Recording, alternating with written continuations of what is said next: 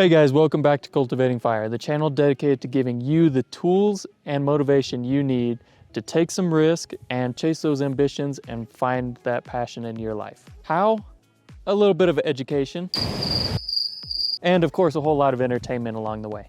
For our current subscribers, we thank you for your support. For the new subscribers, be sure to hit that subscribe button and turn on notifications so you don't miss any of our uploads.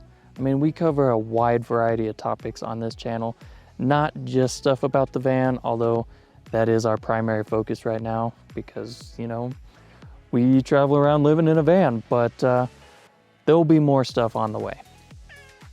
One thing is for sure, you will see Mikey from time to time on this channel. More often than not, honestly.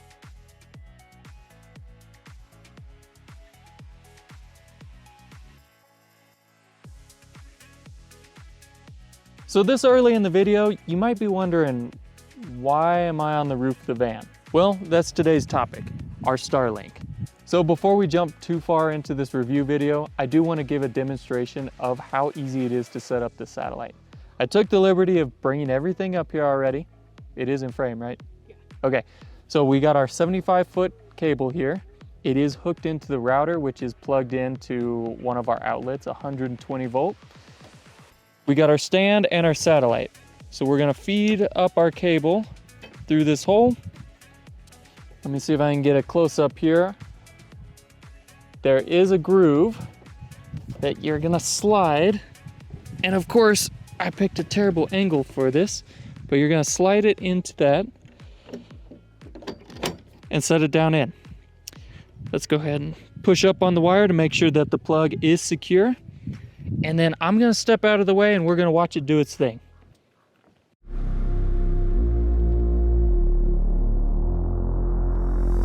A few moments later. I'm sure some of you are gonna be more creative with this, but we literally just coil our 75-foot cable inside and run it out this window when we're ready to set up our Starlink. And as you can tell, somebody really wants out.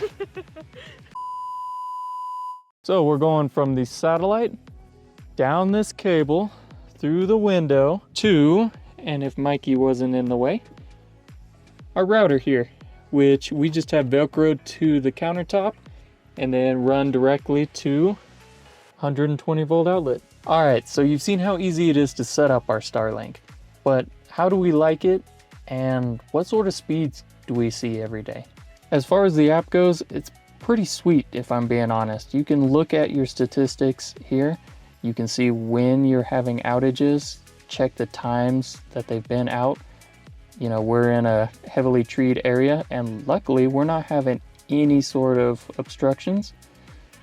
And my favorite thing, you can go down here and check your throughput and then most importantly, do a speed test. So one thing I should note with the RV Starlink is you do get deprioritized during times of heavy traffic, especially in larger cities.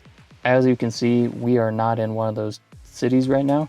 We're out in the middle of, I believe, the Prescott National Forest, and we're getting 83 megabytes download speed, 13 megabytes per second upload.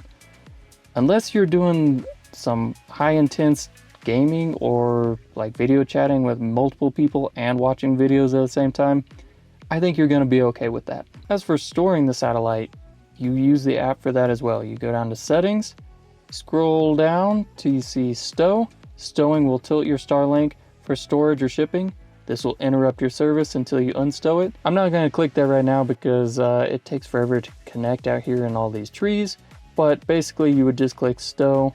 It tilts down and you can disassemble. As far as customer service goes, we've only had two real problems really.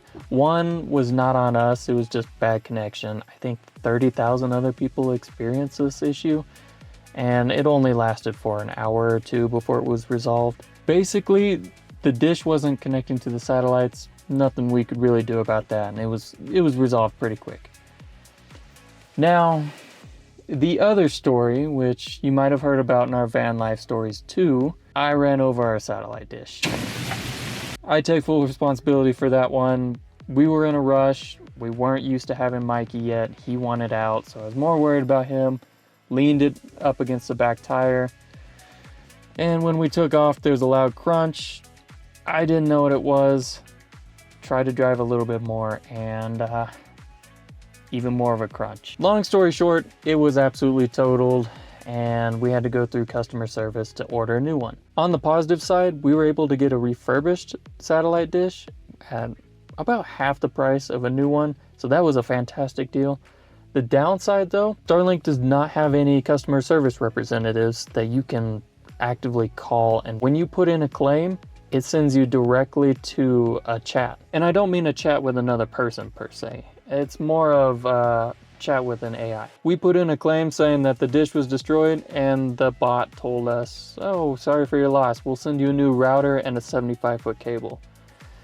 Good to have spares, but not entirely what we needed. Luckily, we were able to eventually get a customer service rep on the chat line, and within a week we had a new dish. We just shipped it to a friend who we were visiting in California. It was plug and play. We put the new one up there, it updated, synced with our service, good to go. So for a quick summary, we love the features that the Starlink comes with, how it can self-orient to the northern sky and link up with the satellites up there.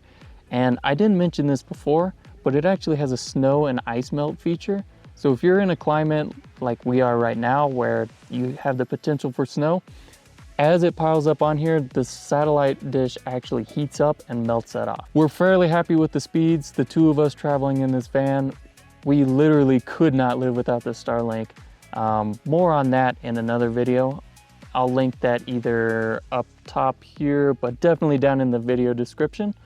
If you've made it this far, thank you for tuning in. Hopefully you learned something, and we'll see you in the next one.